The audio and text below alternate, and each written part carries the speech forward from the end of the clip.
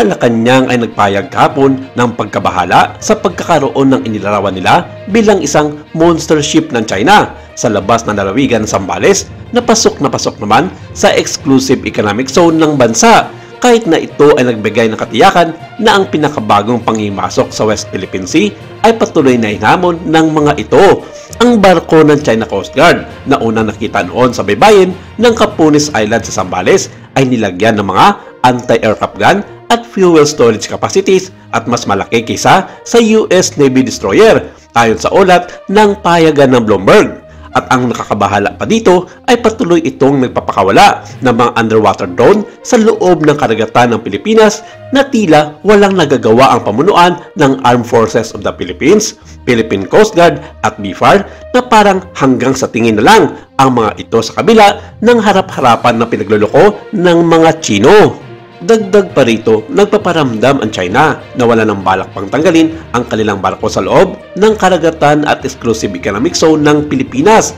dahil maraming beses na rin nilang china-challenge ang pamunuan ng sandatahan lakas ng Pilipinas pero walang ginagawang aksyon ang mga ito para pigilan ang kanilang ninanais na mangimasok sa loob ng karagatan ng Pilipinas na walang may pumipigil o humahadlang sa kanilang mga ginagawa. Samantala, sinabi ni Executive Secretary Lucas Bersamin ng hingan ng reaksyon sa presensya ng napakalaking barko ng China sa West Philippine Sea. We view it with concern. So far, we have been challenging the presence of that monster ship. Our Coast Guard has always been very alert in following the presence of that monster ship. It keeps appearing and it is within our exclusive economic zone, so it is being challenged.